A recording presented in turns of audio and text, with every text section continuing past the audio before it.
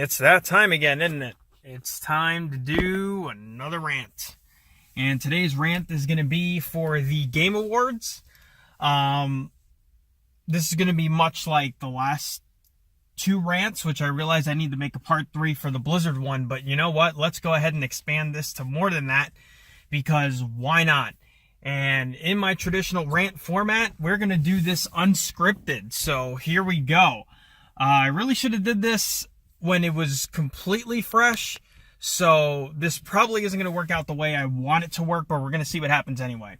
My overall impressions of the Game Awards, when they first came out, they were a bit of a joke, and it's been some time, so I'd have a hard time really placing that, and I really want to keep it focused on this year. I do think they improve. There are definitely some aspects that we can still probably laugh and joke about, like anything on the internet nowadays. But I do think they've gotten better with what they do. And with that, I will go into what I enjoyed and what I didn't enjoy. And a lot of this is going to come off as really biased. And I really don't mean to sound that way. But this is my impression, so take it for what you will. Everyone likes what they like, and that's enough ranting before we go into the rant itself. So with the Game Awards, what I think happened with it is, one big thing I've noticed is, and last year was a pretty good indication of it as well, but I do like that indies are getting more attention now. It's not like a joke anymore. And you could say that hasn't been the case since like Super Meat Boy and Fez, and to a lesser extent, and things like that. But it's really just indies gaining the spotlight more and more, specifically for the Game Awards, since that's what we're talking about. Specifically, Celeste and Dead Cells got recognition for some awards. Again, this is where I would benefit from an actual script, but fuck it, we're doing it live. So, but yeah, those games got recognition, and that's fantastic. It's actually really interesting because Celeste, I have to admit, while I love what it's doing and I highly enjoyed it to the point that I played it to, I never finished it, and I also realized from checking my Bandcamp that I don't have the soundtrack, and I thought I did. I need to go support that at some point. And Dead Cells was something I was always interested in, but never got around to buying. Thank you, Jeremy, for the birthday present, because I have been able to recently enjoy that. Although it did kind of take a backseat to Spyro Reignited on my stream. But hey, sidetrack. Let's go back to the Game Awards. So with the Game Awards, there was I have this. So my rant started with hating on AAA, and it was very targeted with like the Blizzard stuff. It's not just with Blizzard stuff, it's with AAA gaming in general and the way things are going. Separate video for another time, maybe. What else is there to be said that hasn't been said already? But there was a lot of Red Dead Redemption, and no doubt, I mean, look, I personally don't care for Grand Theft Horse or Grand Theft Western. It's pretty much what it is, and the story's probably a lot better from what I've seen and heard, but Westerns just aren't my thing. GTA, I just think of it's a lot of pointless violence, and you do the same shit and so on and so forth. Like, I would be more willing to, and I say this because I say this kind of like just based on how I feel and not what I've actually done, because I have humored GTA with the fourth one versus Red Dead Redemption which I haven't played any of them. But the thing is that what got the most nominees by far was both, I think it was a tie between God of War and Red Dead Redemption. So the whole night, it was this kind of like battle to see who would really take it, because they both were nominated, among other things, for Game of the Year.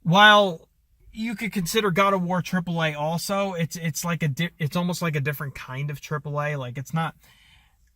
When I categorize AAA, I think just the greed to go along with it. And God of War didn't have that. God of War had a engrossing single player campaign without microtransaction, without forced multiplayer, without microtransactions, without forced multiplayer, really forced or not, just no multiplayer period, and has a heck of a lot of lore to take in, and just single player experience, man. Like it tends to be my my preferred method, and people on the greed train and microtransactions and all that, that's all they really care about nowadays, and they swear that you need that to survive, and that's clearly not the case. If you put love into a game, you really don't need all that. That was proven again on the PlayStation with Spider-Man, which actually got a lot of nominees, but I don't think won any of them. Maybe like one or two. I don't. There's too many categories, and again, I'm doing this unscripted, so I really don't know. But and I do plan to get that at some point. But after playing it for a charity stream, I've realized I don't want to pay full price for it. So that kind of went on the back burner. Same with the Shadow of the Tomb Raider. But what I did find interesting is we were waiting. We really wanted God of War to win something. And when it did, it took two categories at once, which I forget what they actually were. I think it was Best Action Adventure, I want to say, or Best Action Title or something. And speaking of that, actually, Mega Man 11 was nominated but didn't win. For the category it was under, I'm not surprised that it didn't win. It would have been nice, but it's fine. Actually, I think that's the one. I think it's one of the ones Celeste took, and I'm okay with that because it's an indie versus a known developer or whatever.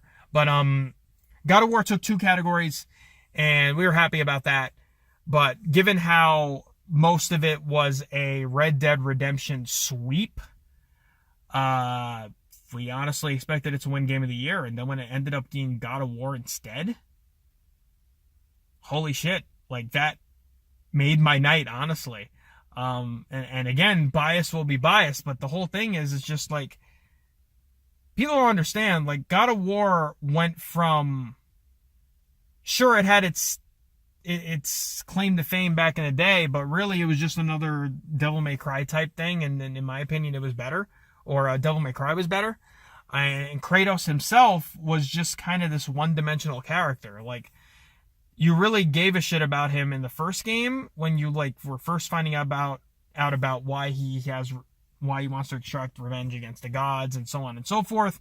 But after that, he's just kind of this one-dimensional character. Just it wasn't interesting. You didn't play God of War for the story. I mean, there was story there. There was plenty of mythology, Greek. Now it's Norse. But you really just didn't give a crap. Kratos was not the most exciting character. And they completely changed that this time around. I don't know if it was the complete turnaround as far as the type of game it is. I don't know if it's the mythology. It's a combination of everything, probably. Like, it's really awesome. And for the people that swear that this was like the worst decision ever, for one, you're clearly uneducated on the matter, and two, you're just wrong. You need to play the game. There's so much going on here, and they did stick with David Jaffe's original vision. They said if the series was going to go to any other mythology, that it had to be Norse, and they did that, and they did a damn good job. Cory Balrog and company over at Sony, they did an amazing job with God of War. I honestly probably I need to either play it again or Amber needs to play it and I'll watch her play it or something, because it was a really great experience that I'd like to go back to. Throwing that Leviathan axe never gets old.